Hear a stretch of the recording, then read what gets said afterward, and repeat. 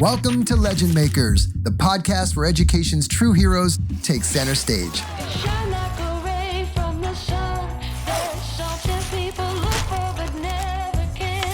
Welcome back. Welcome to 2026. It's a new year, a new season of the Legend Makers podcast.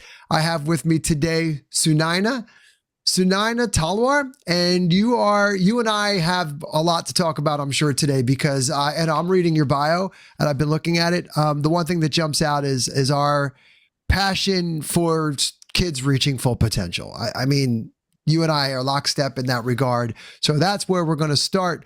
But you are a former educator. You've been in general ed, special ed, gifted and talented across elementary, middle, and even high school. You've worked in various economic backgrounds with a rich cultural diversity. You've experienced firsthand the way learning transforms classrooms, and that it can be this catalyst and this solution to allow students to shine clearly at their full potential. You've been working with kids since you were a kid yourself. We're going to talk about your inspiration story. And in fact, why don't we start there? Well, first off, welcome to the podcast. Welcome to 2026. Thank you so much for having me, and welcome to 2026 as well. Yeah.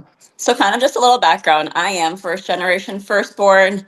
Both of my parents did immigrate from India. They came here. So the education system in India is very different compared to education system here in America. So being first generation firstborn, so it's like my parents were obviously raising me, but they're also learning the education system here.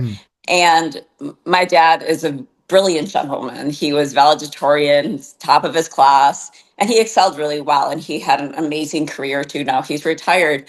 But, I think that was the initial hurdle. And because my parents were immigrants here, so I spoke English at school, but then I spoke Hindi at home. So that was a transitional challenge for me too, as that young developing child of like, how do I balance two different languages? Like I still remember going to school sometimes and unknowingly I would just speak some Hindi within my English. And I'm just like, wait, no, time out. And the other thing that my parents did too, which was incredible, like I'm so grateful for all this exposure, was when we were young, when I was younger, I went to India really frequently. So then I just spoke Hindi while I was there. So then I would come back and, spell out full sentences. So, I think, yeah. So like my parents learning the academic environment here, me kind of growing into it. I think I finally built that momentum when I got into sixth grade, to be honest with you.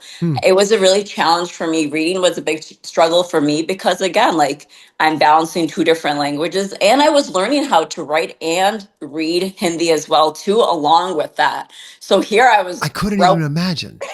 I couldn't. I think you would slide in and out of both. Is that what you're saying would happen? So you'd be talking one, and next thing you know, you're commingling English and Hindi. Exactly. Yeah, I can't imagine speaking dual languages. I know many people do. My hat's off to them. I can't even begin to fathom what that must be like. So. Yeah. And I think, cool.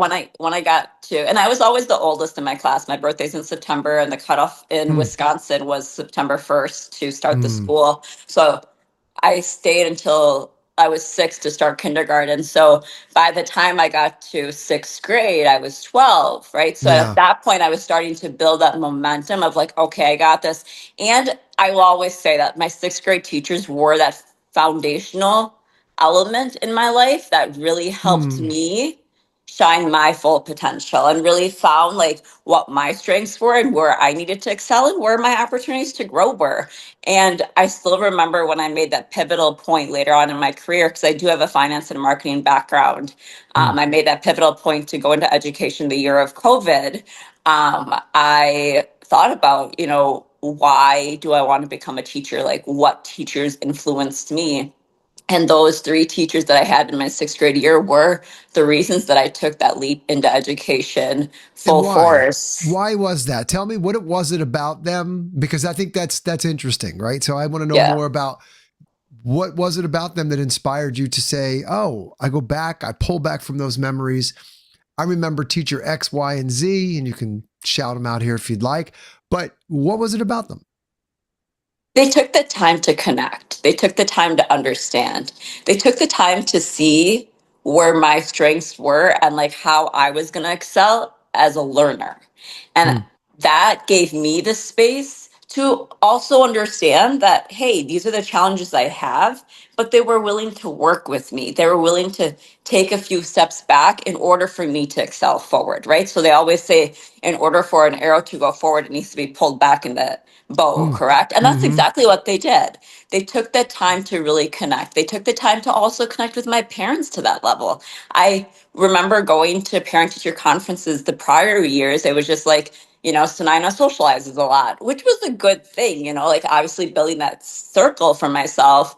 But I was doing that as an avoidance tactic. Hmm. I would Hmm. go to the bathroom really frequently for an avoidance tactic because I couldn't understand. So these three teachers, Mr. Sierra, Mr. Sykes, and Miss Wagner, actually took the time to take their preps, take their recesses, take their lunchtime to work with me at that deeper level to make sure that they were scaffolding, making sure that I was understanding.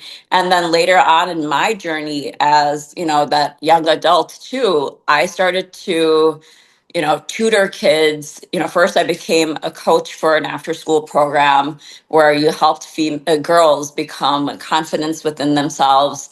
And then I also started my own tutoring company because, Hmm. again, that was the inspiration for me of like, there's other students out there that have that gap, just like I did. And I Hmm. wanted to be that provider for them to help them fill that gap in order for them to excel and for them to feel comfortable at that grade level standards Hmm. so that they could level up that one school year, that one academic year, and not feel like they're falling behind. So that they could also believe in themselves and have that confidence to continue to move forward in academics or in their career Yeah. eventually. Yeah. How old were you when you started tutoring? I actually started tutoring. I got the opportunity the first time was when I was in college. Okay. My college professor was like, "Hey, can you actually tutor?" Like so it was like a kind of a TA situation, Yeah. and so that thing just kind of planted that seed right there, right? So it's like Yeah. I loved math, so it was a math course. So he asked me to tutor and I was like, "Oh, I like this." And then just like seeing like, okay, like you're really helping students fill that gap or helping adults at that point fill that gap. And then Hmm. later on, I just founded my own company. I had that for about 8 years. And then So I was you had your also own tutoring company. I did. And I was a Yeah. life coach at the same time. And at that Huh. point, I was like, how do I take tutoring and being a life coach and fuse them together? And then I became an educator. So, You became an educator. So you were in marketing and sales. So similar background. What were yeah. you? So you came out of college. Walk me through kind of the progression. So you're in college. You have a tutoring business. Yet you get a degree and you go out into the professional world in sales and marketing. Is that what Yeah. happened? Yeah. And how long? So tell me about that. What kind of industry were you in? Because I was in it too. So I'm always curious. Like Okay. for years, I was in it. Yeah. I was in retail for a long time. Then I was in Oh, okay. banking for a long time. Okay. Then I did leasing agents as well. So I was in various, but again, it was that relationship connecting. I Yeah. loved building that relationship with people. So now as an educator, when I took that step into education, I got to build relationships. I got to help, fill that gap and tutor. And I got to be that life coach for my students, right? And meet them at that level of where they were and how they needed to be able to propel forward. Yeah, I love that idea as being a life coach for students. So that's what Yeah. teaching is. In addition to, I think that that's where a lot of gets overlooked in what teachers do. It's easy to think teachers, you teach science, you teach math, you teach English, you teach, but aren't we life coaching? Aren't teachers life coaching young students in just navigating life? You're with them more often than their parents are in a lot of instances. I mean, you spend more hours as an educator with a student than they do with their own parents in a lot of scenarios, right? And Yeah, just because of the length of the school day, right? You're with a kid exactly. six hours a day. That's more than their parents are for a lot of Yeah. time. So you are heavily influencing those children, as evidenced in what you experienced with your three teachers. So you come out something in the workforce. I have my own personal journey. We all have ours. There was a day when I looked and said, I don't want to do this anymore. And I leaned into this, what I'm doing today. I'm sure you have a similar thing where there came a point where you said, hey, this isn't for me. That's what I should be doing. Can you tell me about that? In regards to becoming an educator Yeah, or like taking. you were in sales and marketing, and at some point you made a shift. At some point you said, "I don't want to do that anymore. I want to go over this side, and I want to lean into my teaching, coaching versus banking, finance, whatever." What was the cattle? What was the pivot there? I think the more time I spent tutoring, the more, Mm-hmm. life coaching clients I got, I just I became, they always say it's like the most important day of your life is when you find out your purpose, right? Yeah, And sure. so, and that's where it was for me. It's like I finally came to realize that like this was my purpose. Serving students Mm-hmm. in some regards was my purpose. It was something I'd been doing since I was 12, right? Yeah. So, like you had mentioned, even in my bio, like I started babysitting when I was 12. Then I became a child care assistant, and then I became a coach, and then I became a tutor. So it's like working with kids was always there. So, and like Mm-hmm. my thing always was like, how do I help kids build confidence? Because that was something I also lacked too. So, growing up. So it's like, how do I help kids with that? How do I help kids believe in themselves so that they can believe in their learning? And I think I just got to a point where I reflected on life and I was like, Yeah. okay, what do I want to do with the rest of my life? And how do I want to do this for the rest of my Mm-hmm. life? And even now, even stepping out of the classroom, I'm still helping educators help students to shine at their full potential by finding solutions of like, okay, like let's utilize hands-on learning, STEM and STEAM resources to be able to have them shine at their full potential and for them to build a strong foundation to be able to take those transferable skills into their future. Because I also come with that background of like, these are different skills and qualities that are needed basically to build a Mm. strong foundation to be able to contribute into any job. And I'm not saying that you need to be a professional surgeon when you're, in school and stuff, but just, the collaboration aspect of it. I loved that. Like, with STEM and STEAM, hands-on learning, group work, talking about things, problem solving, you know, knowing how to be able to share what you want to share, but also be listening to other people's ideas and thoughts as well, too. Mm. So, I think, and that was always the things that I incorporated within my classrooms too. And I remember during a parent teacher conference, I had a father say to me, he was a lawyer for a company here locally in Milwaukee, and he goes, Miss T, I love the fact that you have our students engaged in a whole different environment and a whole different method than sit and learn because you're Mm-hmm. teaching them skills that they're going to be able to utilize within the classrooms. Like, Yeah. Yeah. and I think that was the most important thing. Again, like my background really did show that. So, like the years that I spent, in retail sales and marketing and finance and all that, like it was able to be utilized for me to be able to see, okay, like how do I help build students foundations so that they can again build that confidence, build that Mm-hmm. belief system, have that mindset in order for them to excel moving forward. Yeah. So in the schools, tell me about like your classrooms. What grade levels did you really enjoy working with the most, and why? So I know I have my kind of special spot where I really enjoy working with kids, but where was yours? And what was kind of your style? Like you're talking about a father that's saying, I really love the way that you're, leaning more into that side of the education model than just sit and learn. So were you doing maker spaces, and what grades were you working with? Can you tell me about that? So the grades that I really loved and the grades that I really worked with was at the elementary level. I did fifth grade. Mm-hmm. Um, I did also Yeah, good. virtually teach third grade during COVID How was briefly. that? How was virtually teaching third grade?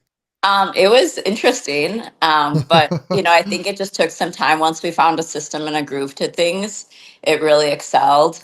Yeah. I didn't think that I was ever going to go to lower elementary, but when I became a special education teacher, my first opportunity was at that first grade level. So I Mm. think that was great too, to be able to, Yeah. work with students at that initial stages in order to like be like, okay, like why are we having incidences where we're flipping tables and throwing chairs across the classroom, or like how can we Oh, focus jeez. and stuff like Yeah. how can we do different things, or like what is the reason behind the learning gap. And so it's like, that was great too. So I really did enjoy all of elementary. I will say that fifth grade was my favorite for Yeah. sure, because I Yeah. liked that transitional turn, right? So it's like I was prepping them for what's to come, which was really interesting. That once my students did get to sixth grade and seventh grade at the middle school level, I would have students email me and be like, "You were right. Like, Mhm. like you were giving us the right steps and the techniques of building that independence and taking ownership of our work. And, when we would ask you questions, you wouldn't answer them right away because you were teaching us techniques of utilizing our resources, let it be our peers or let it be, utilizing technology for the right ways and the right way, and the right methods, or going back to our notes, even simply as that, right? So it's like we take notes in class so that we can look back at them to be able to Yeah. use them as a resource too. We're not just, taking notes to utilize paper and ink, right? So I think that was really nice. I really liked that eighth grade level, at that middle school level as well too. Hmm. Again, that transitional period. At the Yeah. high school level, I was at 10th grade. I Hmm. co-taught and I was a special ed teacher. And then I also did Wow. just self-contained classes too. So it was nice. I loved that exposure. I liked that 10th grade level because, again, I think that's also the transitional phase into, all right, junior and senior year are like really there. And like I feel like kids, when they get to 15, 16 years old, there's a different level of maturity as well Hmm. too. Sure. And I think, I had a mentor when at my last opportunity as an educator. He said something that always stuck with me. He's like, you put yourself like at that kid's level for you to be able to connect and relate. Because I never like put myself in Mm. that authoritative level in that field. Hmm. Like, and that was, I guess, my secret to building trust with them, because I gave them that space to share. I gave them that space to build that trust with me, build that relationship with me. Hmm. And just understanding, like, it's a simple question of, like, hey, how was your football game? Or I know Right. that you cheered this, like, or, just like little things like that. Or like, I remember when I was, a sophomore in high school, like, that those are just those connecting pieces. Yeah. And I think Yeah. that, that was that strong rapport building, which I learned from, previous experiences as well, too, which really just helped me connect with my students and build that trust. And then when it came to working within my classrooms, your question was like, how did I structure my lessons? Was I looked at a topic and I was like, I can sit here and create these incredible slide decks, right? And read Hmm. off of the slide decks. But am I really going to get that participation? Am I going to get that engagement? Or am I just going to have kids be like, oh, I need to go to the bathroom, or like just Hmm. like zone out sort of thing? So, I would create stations sometimes, or sometimes I would give them the topic and give them an overview. Hmm. For example, I taught fifth grade, but it was at the middle school level, and I taught a social Hmm. studies class. So when it came to the social studies class, I gave them the topic that the unit that we were talking about. I gave them an overview of what that time in history was, but I never went into detail about every person or every event during that Hmm. time frame. I said, these are the topics and these are the people or these are the events that happened during this time period. I want you to do the learning based off of this rubric to cover the state standards or the district standards. And then I want everyone to present in their own techniques and their ways. Let it be a PowerPoint presentation, let it be a Loom video, let it Hmm. be a podcast, or let it be a poster board, like Right. however you wanted to get creative. So then the kids were, some kids picked, they had the opportunity to work individually or in partnerships. And then they also had that option of presenting in front of a full class or presenting in front of a small group, Hmm. because kids are still building that confidence of knowing, do I want to present in front of 20 kids, or am I a little bit more confident speaking in front of 2 kids, right? Hmm. Like, you never want to give that kid that uncomfortable feeling either. Hmm. So it gave them that opportunity to like look at reliable resources. So when it came to utilizing your Chromebook, they had to really think about, am I going to, my example, I would always be like, maybe going to Bob's blog and getting all your content wouldn't be the most reliable thing. Maybe going to like the history.com or something. Or how do we utilize our technology? Like that was always my big thing because let's look at it, right? Like looking into the future, our kids are going to be utilizing technology all the time. More so than ever. Sure. They're going to be Exactly. using AI for just about everything. Exactly. So it's like if I, as an educator, can help them learn how to utilize their technology Yeah. and then be Mhm. able to take the content that they learned and they Yeah. read and be able to present it, that's something that they will eventually be doing at some time in the future, right? So Yeah. that just became so much more engaging.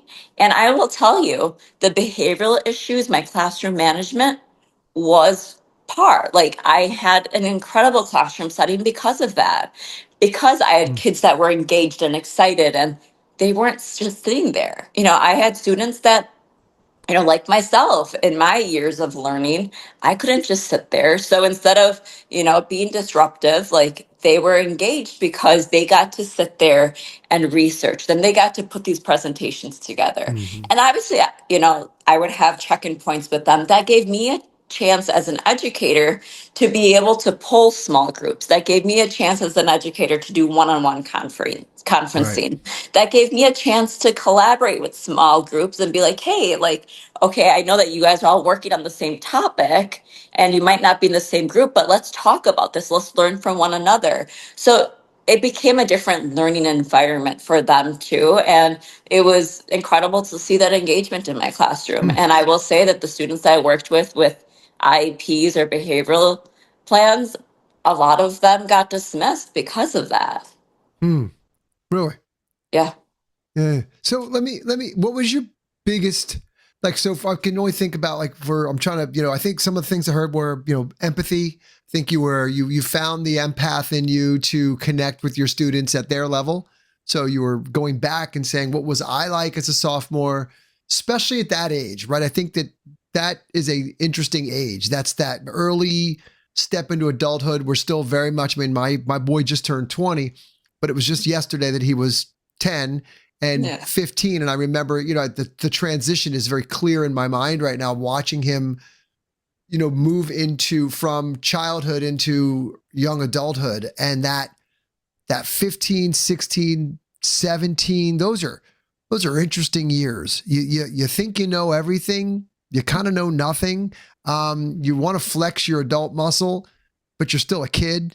So you've got all this conflicting stuff going on, and authority is always seen as kind of the usually, right? At least, and not that my kid's a great kid, but even the age, it's just natural tendency to you're starting to feel like an adult, right? And I know things, and no, you don't. So getting into that level, I think, is really important. Kind of having that empath in you, going, okay, I was here once. Let me remember what I was like as a sophomore or junior, and let me try to connect with them at that level. Two, and I hear this a lot on this pod, is the mentor. You know, um, that's what I always hear is find your mentor, because I'm thinking like this. If I'm coming out of the professional world and I'm going into education, Mhm. my experience with this is I'm like the fun uncle or the grandparent, right? I get to come in and do a drone day, Yeah. and I'm the guy with like the drones and the stickers and the thing. And yeah, they're all like all over me and super cool and they're great. And then I get to go, okay, here's your baby back, and I get to leave. And then they have to deal with the actual reality of the situation, which is managing the classroom and now a bunch of amped up kids, right? Because I've just mixed them all up with drones and the whole thing. So now they're all fired up. So I think of how do you go from thinking about like transitional strategy and tactics that you use to move from outside the classroom into the classroom. What were some of the biggest challenges that you faced initially? Like, do you have any moments where you walked in and you were like, oh, like this is different than I anticipated? And how did you handle that? I think the biggest thing was my like that first year of figuring out how I was going to lay out the desks in my classroom. Hmm. The layout of students' desks was a make or break for my classroom Why is that? because because if you place them in pods, that Mm-hmm. gives them a chance to socialize during lessons. If you have them sitting at desks for too long, all day. So then again, getting up in stations or getting up, let's come to the carpet. Mm. Um, I found what worked for me was like a U-shaped desk setting, Mm-hmm. because Yeah. this way everyone got to engage, everyone got to collaborate. Like, yes, you were Nobody's in the sitting. back of the class. Exactly. No one's Right. too far in the back. No one's sitting in like a group of 3 or 4 with their friends that they're talking or whatever the case is. Like, yes, I had like when I even had my U shape, I had kids that were sitting right next to their best friends.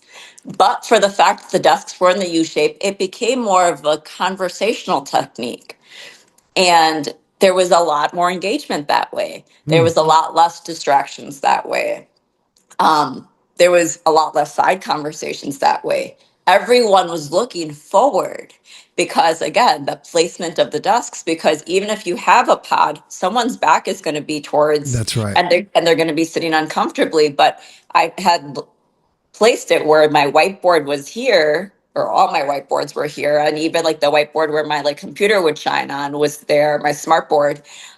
But I made sure that the U shape, even if it had to be like an angle in my classroom, everyone got a chance to comfortably sit facing forward to Mm-hmm. be able to engage. Because That's who cool. wants to Yeah. sit there like this during No, it's lesson horrible. time? We've been No. at those we've been at big receptions where somebody's speaking Yeah. and you got your back to the stage and you're like the whole time, Yeah. you got a crick in your neck when you're done. Hey, if somebody's starting out, like, so put yourself back, when you first started out and you're talking now. So you're now not talking to me, you're talking to a group of future educators, people that are thinking about entering into it or taking their first steps into, I'm going to go be a teacher. What would you say to them? What would your recommendation be to them? Advice. Um, I would say write down your why. Why are you becoming an educator? Write it Mm-hmm. down and then frame it and then hang it somewhere important, because that's going to be that motivation, right? That's going to be what's going to get you through transitional times like Thanksgiving between Christmas. There's a lot of content, there's a lot of stuff that happens. Sometimes you lose that momentum, or even on the other side of like when you're having these like winter months and stuff, and like there's no breaks in sight, like that really keeps you going. Build a strong team. Let it be your grade level team, let it be your school team. Really just build that strong connection. I think that was really something that really helped me was, To other educators? yeah, with other Yeah. educators, Within because we, within your yeah, we all supported each other, we all yeah. understood each other. Even like, I got lucky was because the quantity of educators everywhere. So it was like I had a great support team within my Mm. buildings. Mm-hmm. But then I also, like, in my apartment complex that I live in, like, we've got a lot of educators. So even like being able to talk and relate to them, and like just being able to share stories. And again, I think what was really helpful for me for that first time I became an educator, the principal that I had, she had me walk through and meet everyone. So Yeah. like I got to see like how other people set up their classrooms and what would be best fit for me. And I got to really just talk to people and get to know them and stuff. And I think that that support system is really helpful as well too. And never stop learning. Mm-hmm. Yeah. The best thing you can do is continuously learn and to become just an overall person too, and take care of Mm-hmm. yourself. Education is such an incredible career, Yeah. but there's a lot of self-care that comes along with it. Mm-hmm. That is really important too. I think something that really like I'm grateful for, because even before coming into being an educator, working out in the morning was always my thing. Yeah. Like it's been Yeah. my thing since, I was even in my 20s, or it got me through college. And so it was like one of those things where it's like I knew I was setting myself up for success because I was pouring it into my own cup in the Mm-hmm. Yeah. morning. Yeah. Yeah. Like I Yeah. gave myself like my me time, I journaled, I gave myself all of that. So I poured into my own cup before I Mm. poured into everyone else's cup all day long. Yeah. Because What you go Oh, ahead. I'm sorry. Whoa, because you're talking now my language. I apologize. I just cut you off. But like, you get up at So a lot of people will say, well, that's easy for you to say, but what time do you wake up? I used to get up. It varied between 3 and 4, depending on my workouts. Yeah. You know what that's like saying to most people? I get up at 4. And when I tell people I wake up at 4, and the first thing I do is journal. Yeah, And the next thing I do is go to the gym. yeah. And I come back and I do all my things. By 7 o'clock, I'm ready. My Oh cup is yeah, full, right? yeah. Like I've taken care of myself. I've had it. And so, but when I tell people that I wake up at 4 a.m., you would think that I had like a third ear somewhere or something. They're just like, whoa. They're like, well, what time do you go to bed? I go to bed at like 9:30, 10 last night. So 6 hours ain't a whole lot. Sometimes a little earlier if like this time of year, it's a lot easier to go to bed earlier. In fact, it's horrible. I find myself looking up and going, woo, I'm tired. You look at the clock, it's like 6:30. You're like, oh, I still have some stuff to do. So yeah, you get up super early, but I think it's important. What time did you go to bed? Like what time would you actually fall It asleep? would vary. It would vary. Again, because I would pour into my cup in the morning, and I You're would tired by literally, the end of the I, day. I would drain. I would come home and I would drain. And my thing was be that empath, like you had mentioned. I never left, and educators, not even just me, all educators, you never leave everything at school. No, I no. never brought any of my grading home. That was one thing I always like. I was very disciplined because that was something I had seen myself do in the corporate world prior of Yeah. like, just that's where like, okay, like how can I help myself? So I Mm, never brought any of my grading home. Like I utilized my prep times properly for that. But it was like, if it was a behavioral issue, if it was like a student case or whatever the case was, like that stuff emotionally, empathically, like I would bring that stuff home. And I would yeah. sit here and I would think about it and stuff where I'd be like, okay, like this is what happened. And this is like, what was the triggering point to, get this, student to the point where they were Yeah. dysregulated or whatever the case was. Or like I gave a lesson this way and I felt like my students weren't engaged. Or like, how could I change up my lessons tomorrow? Or like, Mm-hmm. like, so like that stuff always came home. But yeah, to your point, because between like pouring out of my cup all day long and then, even coming back home and thinking about all that stuff, I would come home and there'd be nights where I would be sitting on the couch. I always say, like, my couch has these forces where it just pulls me in and just like I Yeah. like fall asleep. But Yeah.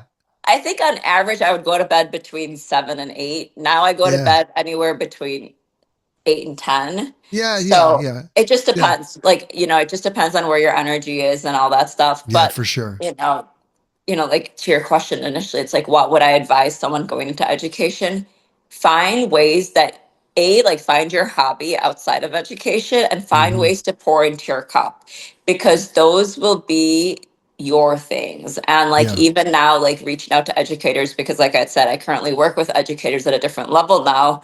Like that's all I've been saying all week. It's like, make sure you take winter break because a lot of schools within the nation have either 2 weeks off, and today's their last day, or some schools do come back for the next 2 days, where it's Yeah. like, okay, it's like, make sure you recharge, make sure you unplug, make sure you soak Absolutely. in this time. Like, I think that was one thing too. It's like, I wish I would have soaked more personal time in, Mm-hmm. and I soaked in so much. Like I like sometimes will sit here and I have things, little signs or notes or little gifts that my students gave me. I still have them all around my apartment. But it's like I soaked in all my time with my students where like when it came like to breaks and stuff like that, like I don't think I like soaked in enough. Luckily, like the last 2 summers that I was an educator, my sister and my brother got married. So I was very soaked into like family time and everything. But really build those memories, have that balance. And that's going to really just help you keep the momentum going. And don't be afraid to try new things within your classroom. Mm-hmm. Because I got the opportunity to grow up in the environment of where we had no technology. And I Yeah. got to see technology evolve as I was a student. And then, it's like we had to try new things within our classrooms. And I want educators to try new things too. Because something that might have worked this year might not work with your class next year. Yeah. But as long as you fulfill the curriculum, you fulfill the standards, and Mm-hmm. really build that bond and that relationship with your students. Like Yeah. Yeah. that's Yeah. incredible. Like it's really incredible to see who they are as individuals. Yeah, that's cool. I agree. You need to unplug. A lot of us don't do it. In business, I need to do it too. I look at it as an opportunity to not be in meetings and take some time to do some of the things that I've been putting off, but also to just sit back and enjoy some downtime for a little bit, knowing that it's a quieter time in this space because I serve the education space, as do you. So you know that there's going to be this lull between in the next kind of 2 weeks. It always made me anxious as a sales rep because, like it or not, nothing's happening during this time, right? And I knew that on a level I absolutely understood, but the subconscious like, hey, there's nothing coming in. So, and I have to deal with, but you have to let it go and just unplug and have those boundaries. So we're going to sign off. And so we're kicking off the new year. It's a new year, 2026, 25 is behind us. For a lot of people, it was a trying year. It's been a very interesting year. So looking forward to a very cool, productive 2026 and beyond. I always like to leave here with a future thought. Like where are you excited about the future? What excites you? What are you seeing in education that you're like, okay, this is going to be cool. And it doesn't have to be technology. It could be anything, but it could be tech. But what makes you excited? What are you optimistic about moving forward? I think the opportunities that are available for us as educators or various parts of education to provide to our students and the opportunities our students have to take on. Like you had asked me earlier, like how did I get into business world and stuff initially, because at that point I was like, you go to high school and you go to college, this is what you do. And so like there's so many different opportunities now for students, and Mm-hmm. and I think that's what's so exciting. And if we can create these fundamental skills for these students of like communication and writing and all that stuff, you're going to help them excel in any career path they take Mm-hmm. because they've got so many chances. And I think just with technology, technology is going to open up so many doors. Yeah. And as scary as it does seem and feel, but it's that uncomfortable initial feeling. But once we get more exposure and more education and more learning in it, just dive into something new to allow yourself to learn it Yeah. so that you can maybe utilize that as a strategy within your classroom. So I think, to answer your question, the abundance of opportunities to Yeah. learn and just to be able to try. And I think Mm-hmm. that's what excites me. Yeah. And, there's so many chances. I think I read somewhere, it's like, looking back at our grandparents and stuff or our great grandparents, like they didn't have social media, they didn't have that. Like it can be utilized as a resource. Like our cell phones that kids take within the classrooms or at school and stuff, that can be utilized as a resource. So again, opportunity, the abundance of It's everywhere. opportunities. It's Yes. everywhere. I know And I people think like to that's paint. just what's exciting. I think that's what I'm Good. excited about. Like, how do we utilize all these opportunities in the right ways? Yeah. I think that's great. Well, I think this has been cool. So I share your optimism. I think that some of the tech, I don't mind the phones not in the classroom. I went to a concert where they made us put them in the bags. And I Okay. must say, one of the best shows I've seen in a long, long time. And at Yeah, for first you sure. were like, what? We're not going to be able to have our phones. Yeah. And it was, because I come from an era where we went and saw concerts where the only lights shining were lighters, Bic lighters, right? And so, like it was cool to not see a single phone Yeah. up and everybody staring at a stage and not on a screen. It was Yeah. awesome. And so I think that's kind of cool. But I do share your optimism in the sense of what's happening in technology. I think that AI doesn't have to be a negative in schools. I think that teachers can use it to make themselves more productive, provide more personalized one-on-one kind of curriculum and IEP kind of platforms for students, Yes. and take a lot of the administrative burden off the teacher and bring them back to what got them there in the first place, which is actually teaching and not administrative work. So I completely share your optimism. Sunaina, thank you so much. This has been amazing. This has been really cool. 2026 off to a good start. You were the first interview of the year. So I'm Ready to kick off the new year with you. Thanks so much. Thank you so much. Thank you All so right. much for this opportunity. Take care. Bye-bye. Bye.